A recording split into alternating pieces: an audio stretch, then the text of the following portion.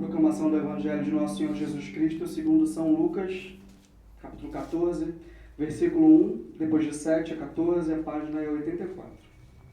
Diz assim a palavra do Senhor. Aconteceu que ao entrar ele num sábado na casa de um dos principais fariseus para comer pão, eis que o estavam observando. Versículo 14, versículo 7. Reparando como os convidados escolhiam os primeiros lugares, propôs-lhes uma parábola. Quando por alguém fores convidado para um casamento, não procures o primeiro lugar, para não suceder que, havendo um convidado mais digno do que tu, vindo aquele que te convidou e também a ele, te diga, dá o lugar a este. Então irás envergonhado ocupar o último lugar. Pelo contrário, quando fores convidado, vai tomar o último lugar, para que, quando vier o que te convidou, te diga, amigo, senta-te mais para cima. Ser-te-á isso uma honra diante de todos os mais convivas. Pois todo o que se exalta será humilhado, e que se humilha será exaltado.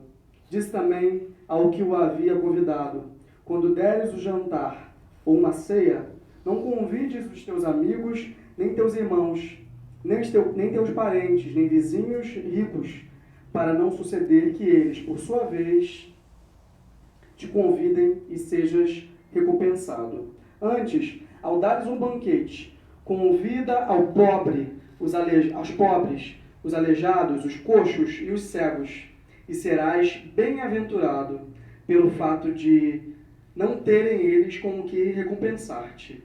A tua recompensa, porém, tu a receberás na ressurreição dos justos.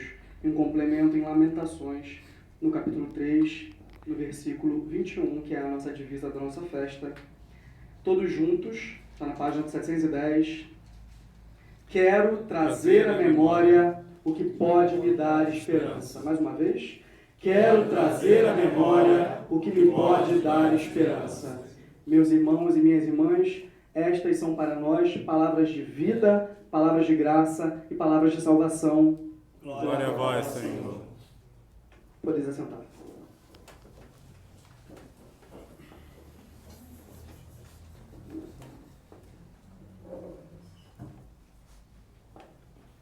Boa noite, meus irmãos e minhas irmãs. Eu te convido a curvar sua cabeça e orar comigo. Senhor Deus, Pai de amor e de misericórdia, tem compaixão de mim, teu servo, que nada sei e nada sou. Tem compaixão de nós, que somos teu povo, escolhidos pelo teu próprio nome, chamados por ti, sem merecimento algum. Fala conosco hoje, Pai. Precisamos ouvir tua voz. Acalenta os nossos corações.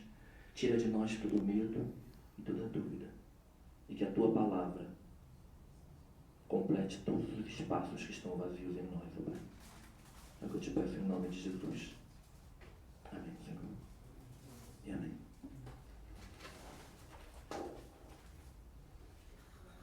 Eu quero primeiramente dizer que é uma alegria ter cada irmão e cada irmã que nos visita aqui hoje.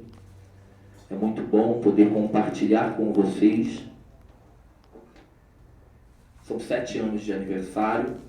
Eu pedi que nós estendêssemos para hoje o encerramento, já que o mês encerrava-se ontem, porque haviam alguns propósitos.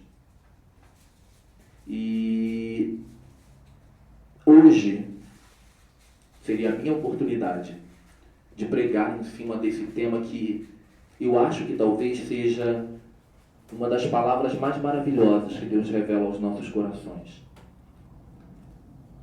O ato de você se lembrar das coisas que podem te dar esperança.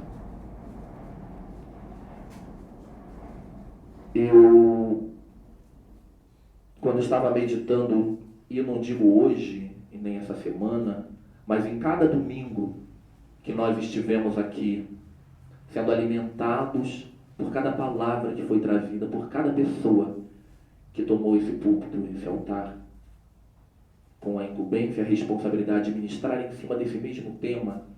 E alguém, eu me lembro que no começo perguntou, mas não vai ficar cansativo, não vai ficar repetitivo, um tema só e pregar todos os domingos sobre o mesmo tema? E eu te peço para trazer à sua memória se em algum momento, alguma das palavras que foi pregada aqui, alguma das pregações, dos sermões que foram feitos aqui foram iguais. Cada um foi diferente. Cada pregador trouxe uma palavra de uma forma diferente. E fomos alimentados todos os dias. E alguns lembraram e analisaram a história de Jeremias, outros do povo de Israel. Alguns fizeram uma análise do que significava a memória, do que significava esperança. E eu quero te remeter mais uma vez a relembrar de tudo isso. Quando a gente lê Lamentações, e eu rebuscando nos meus estudos, eu vi que, na verdade, o livro de Lamentações ele é como um salmo. Tanto que a Bíblia que eu tenho aqui na minha mão, ela está dividida, exatamente como os salmos estão, em versos, em pequenas estrofes, nomeadas, cada um deles. E ele vem para trazer à lembrança as angústias que o povo de Judá passou quando foi tomado cativo no ano de 587 a.C. Foi levado por Nabucodonosor II como cativos para a Babilônia, em 2 momentos específicos. Em 587 foi levado um grupo, e eu acredito que esse grupo era um grupo pequeno, e eu acredito que o povo que ficou ainda em Judá, em Jerusalém mais especificamente, deve ter achado, bom, agora nós temos que ter esperança que muito em breve os nossos irmãos que estão cativos vão ser libertados. E num ato de revolução, alguns anos depois, mais uma vez, para poder deter a insurreição, Nabucodonosor invade mais uma vez, toma o restante dos habitantes de Judá, e aí ele destrói completamente o templo de Jerusalém, destrói os muros, derriba tudo. E todo aquele povo, a maior parte deles, uma pequena quantidade que ainda permaneceu, somente os mais pobres, os mais miseráveis é que permaneceram em Judá e em Jerusalém, foram todos eles levados cativos. E aí eu acredito, o meu pensamento é assim, é aquilo quando a gente pensa, nossa, pior do que está não pode ficar. E de repente quando vem a segunda invasão, eles percebem, não, mas ainda podia piorar, ainda piorou um pouco mais. E talvez alguns dos que tinham alguma esperança tenham deixado de ter esperança, tenham esquecido. E Jeremias vem para poder relembrar ao povo e dizer para eles, olha só, agora é a hora de trazer à memória somente o que pode nos dar esperança. É hora de nós nos lembrarmos quem é o Deus que nos escolheu. E eles passam por 60 anos cativos em Babilônia. Até que o reino de Babilônia cai, a Pérsia assume.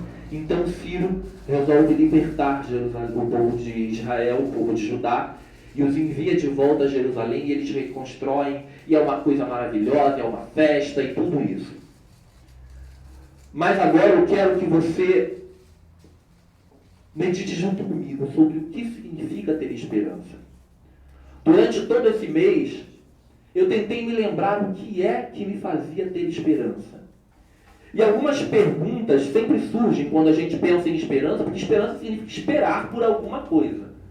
Quando você tem esperança, você tem esperança em algo. Você espera que alguma coisa aconteça. E eu comecei a pensar em, quando eu espero por alguma coisa. Esperar então pelo quê? Ou por quem?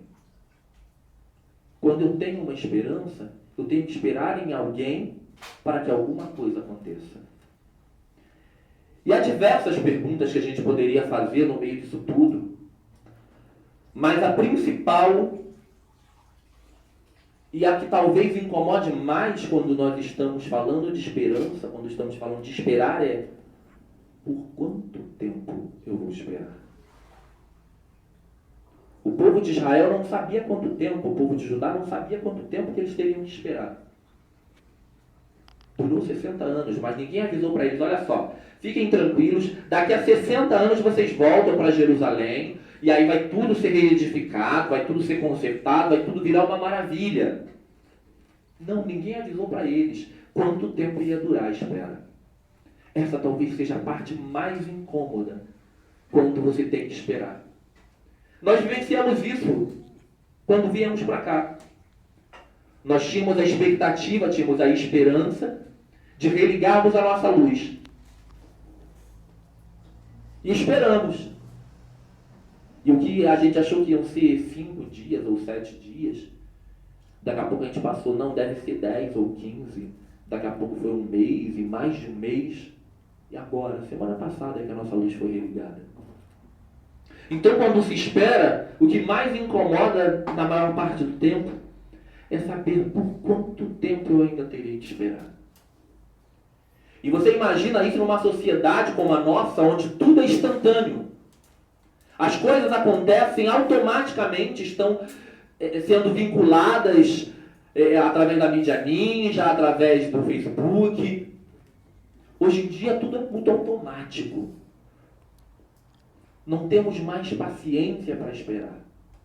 Não sabemos mais o que significa esperar. Não temos paciência. Não esperamos por mais nada.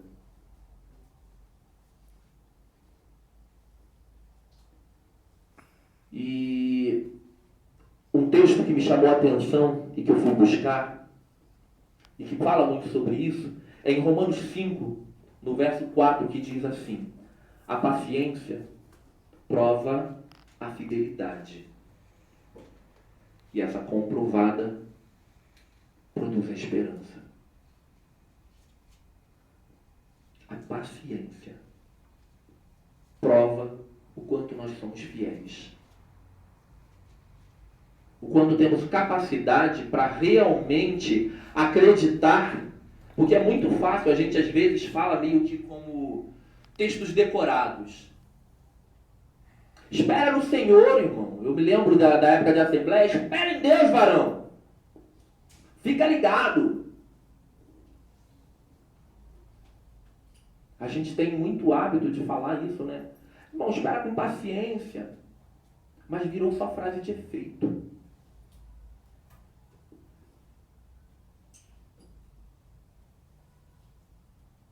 Aquela coisa do tempo de Deus. Deus tem o seu tempo, meu irmão. O problema é o quanto você está disposto a ser fiel no tempo de Deus, no tempo da tua espera. Que o tempo de espera é um tempo exatamente para isso. Para ficar, como a gente dizia, na dispersação da graça. Esperando o agir de Deus. Quando Ele decidir agir. E aí, a paciência prova a fidelidade. E essa, então, quando comprovada, é que produz real esperança. Um dos maiores exemplos que nós temos na Bíblia sobre paciência e que a gente cita e que chega a ser angustiante você imaginar é Jó.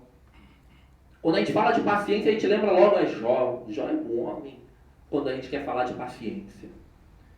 Imaginam, ele vê seus filhos sendo mortos, ele vê seus rebanhos, porque Jó era um homem muito rico, sendo destruídos, ele vê seu corpo sendo assolado por enfermidades, e aí vem talvez a frase mais importante que Jó falou, quando a mulher dele se levanta contra ele e diz para ele, olha, como é que você consegue esperar depois de ver tudo isso? Como é que você consegue ter alguma esperança depois de tudo isso? E ele vira para ela e diz, mulher, como eu pude receber o bem do Senhor e agora não posso receber o mal? como eu posso ser feliz porque eu recebi muitos filhos, porque eu recebi muitas filhas, porque eu recebi gados, dos mais variados, porque ele tinha camelos, tinha cavalos, tinha ovelhas, tinha de tudo. E eu recebi tão bem, com tanta alegria, o bem que o Senhor me deu, e agora que vem o mal, eu não vou receber também? Isso, eu acho que as igrejas neopentecostais hoje em dia deveriam passar a refletir um pouquinho sobre, se valoriza tanto Jó, e deveria se lembrar também disso. E ele diz que o mal também vem do Senhor. Ele em momento algum disse, olha, foi o diabo que me deu isso. Não. Estou sendo provado pelo diabo. Não. Ele diz, eu recebi o bem do Senhor. Como não receberia também o mal? O Senhor me deu, o Senhor tomou. Isso é ter esperança. Isso é saber esperar. E eu não vou colocar aqui em xeque se é um mito, se não é um mito. Mas eu entendo uma coisa. Se foi colocado na Bíblia é porque tem algo a transmitir para mim. É porque tem algo a transmitir para você.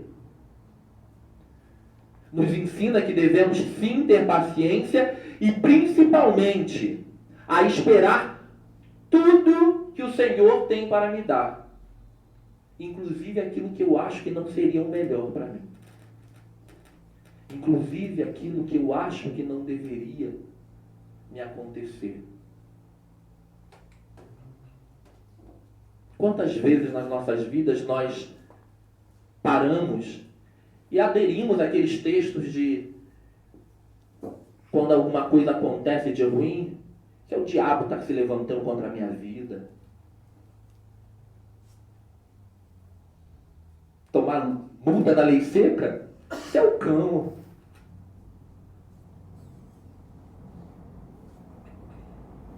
Segundo Jó, é o mal, que também vem do Senhor.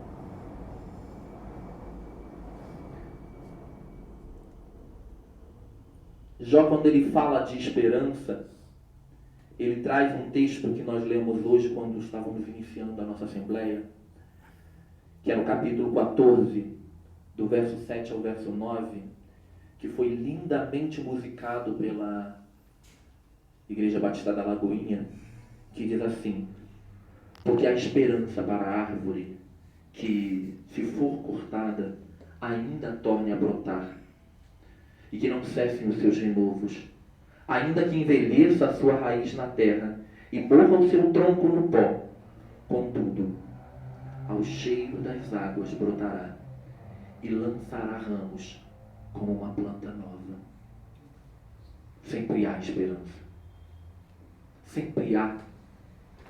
Para os que esperam em Deus, sempre há esperança. Como cristãos, não esperamos de qualquer forma. Não é esperar simplesmente. Existe uma receita, um passo a passo, que nós devemos seguir quando falamos de espera. E ele se encontra em Romanos, no capítulo 12,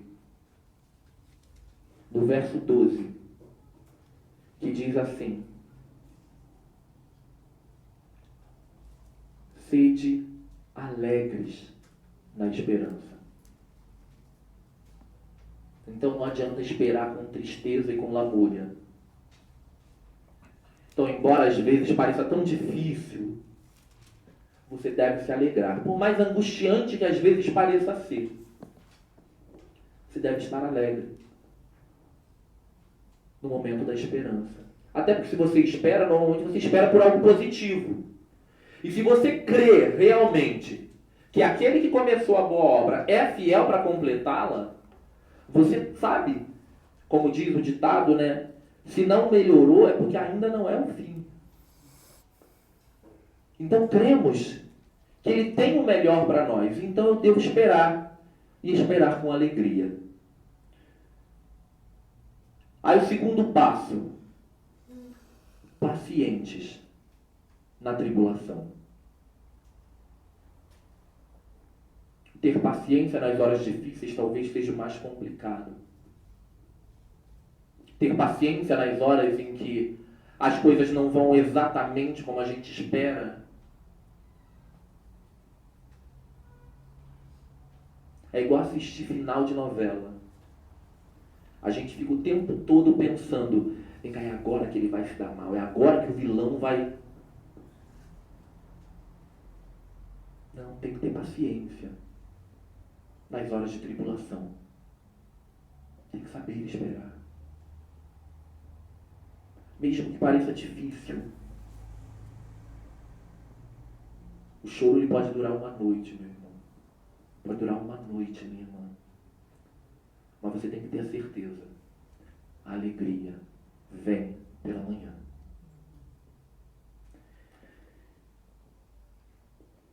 O terceiro passo, e talvez seja um que nós às vezes esquecemos de fazer,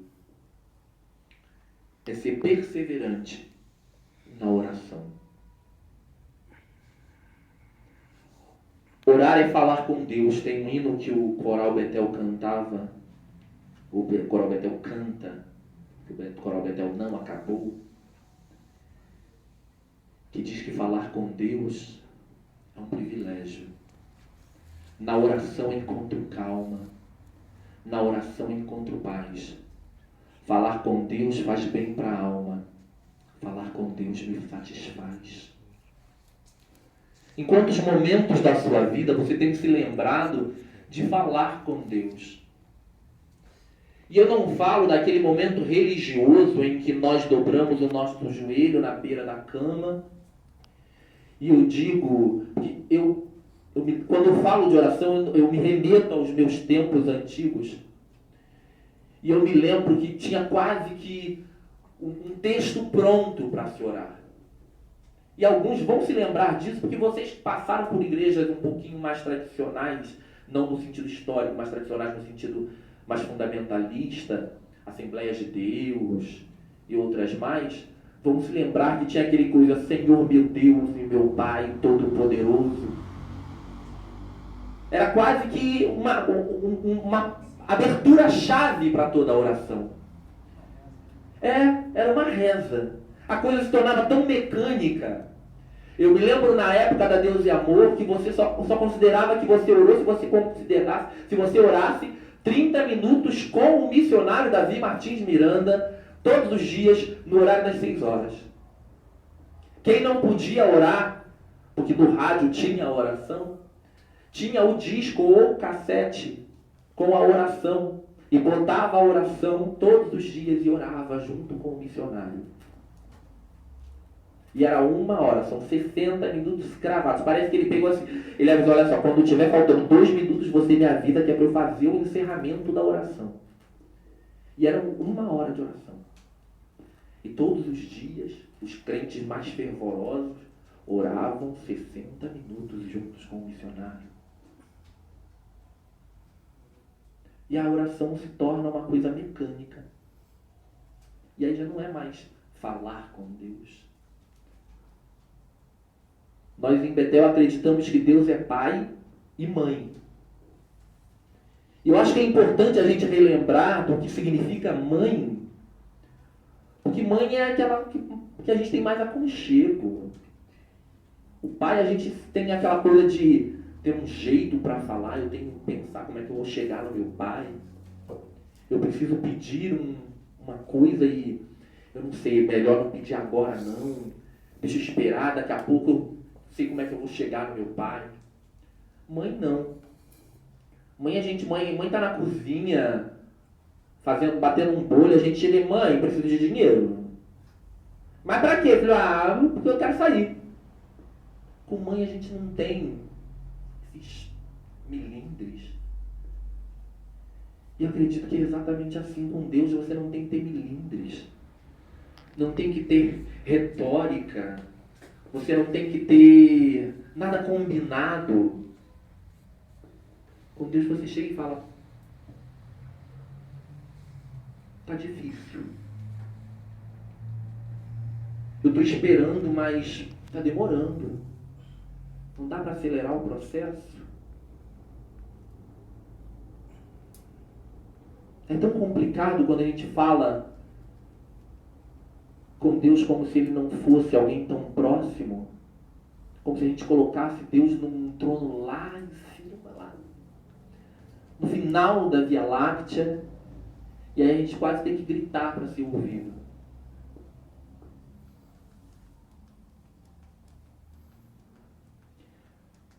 Esperar na maior parte do tempo vai contra a nossa natureza. O ser humano não sabe esperar. As mulheres ainda até aprenderam um pouco por causa da gestação. Acho que elas acabam aprendendo a esperar um pouco mais do que nós. Mas homens, principalmente, não sabemos esperar. A nossa natureza não é de esperar. A nossa natureza quer tudo muito automático. A gente quer resolver tudo num estalar de dedos. A esperança é um exercício que deve ser praticado constantemente. A esperança é um exercício de dependência. Eu tenho aprendido a ter esperança não mais somente em Deus, não. Eu tenho esperança em Deus. Eu acredito que Deus vai fazer muitas coisas por mim. Até casar. Eu ainda tenho esperanças que eu vou me casar. Eu tenho esperança. Eu creio. Mas eu tenho aprendido também a ter esperança no meu próximo, que é mais difícil. Esperar em Deus é fácil quando você entende que Deus é soberano, que Ele sabe o que é melhor e que Ele vai fazer aquilo que for melhor para você. Mas eu tenho aprendido a ter esperança no meu irmão também. Eu tenho aprendido a ter esperança em cada ação que nós fazemos aqui. O que nós conseguimos realizar até agora me faz acreditar que nada vai ser impossível para nós. Quando nós chegamos aqui, e na verdade até antes de chegarmos aqui, quando nós estávamos traçando os nossos desafios no ano passado, e que nós tínhamos alguma esperança, em alguns momentos talvez a gente tenha duvidado, sim. Sair de Botafogo, alugar um espaço nosso, nós esperamos e alcançamos. E quando nós chegamos aqui, nós pensamos, e agora? Não temos nem onde sentar.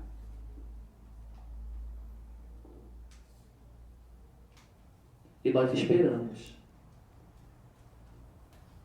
E com esperança alcançamos. Mais até do que pensávamos. Temos hoje cadeiras confortáveis, como disse nosso irmão André, está tão acolchoada que tem hora que dá vontade até de dormir.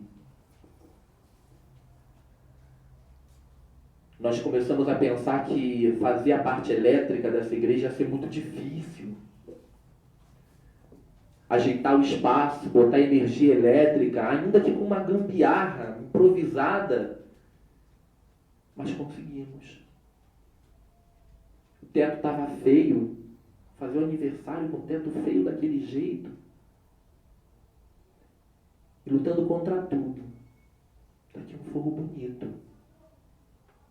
Para alguns até acharam assim, não ficou como eu queria, mas está tão bonito. Foi feito pelas mãos dos meus irmãos. Essas paredes que estavam tão sujas,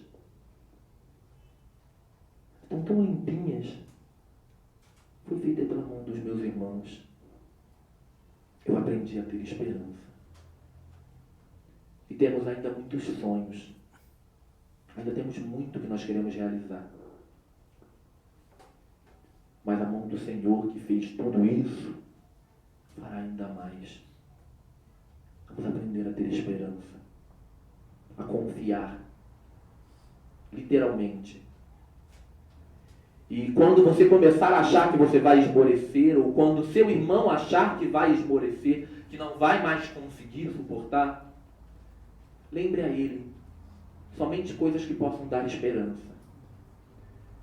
Que é literalmente isso, é trazer à memória o que pode me dar esperança. Eu não quero mais desfalecer, eu não quero desanimar. Eu não quero pensar nas coisas tristes que ficaram para trás. Eu quero trazer à minha memória somente aquilo que me faça acreditar que eu posso seguir em frente. Que há mais a alcançar. Que ainda não cheguei no meu limite. Eu tenho mais. Eu posso mais. Você pode mais. Então, quando você achar que está difícil demais, lembre-se como Jeremias.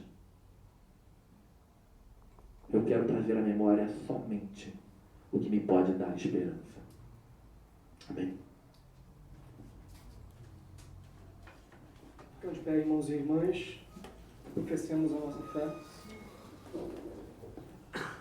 Creio em Deus, Pai de todos, que deu a terra a todos os povos e a todos ama sem distinção. Creio em Jesus Cristo, que veio para nos dar coragem, para nos curar do pecado e libertar de toda opressão. Creio em Espírito Santo, Deus vivo que está entre nós e age em todo homem e em toda mulher de boa vontade. Creio na Igreja, posta como farol para todas as nações e guiada pelo Espírito Santo a servir todos os povos. Creio nos direitos humanos, na solidariedade entre os povos, na força da não violência. Creio que todos os homens e mulheres são igualmente humanos. Creio que só existe um direito igual para todos os seres humanos e que eu não sou livre enquanto uma pessoa permanecer escrava.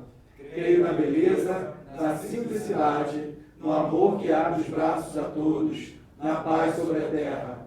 Creio sempre, e apesar de tudo, numa nova humanidade, em que Deus criará um novo céu e uma nova terra, onde florescerão o amor, a paz e a justiça. Amém.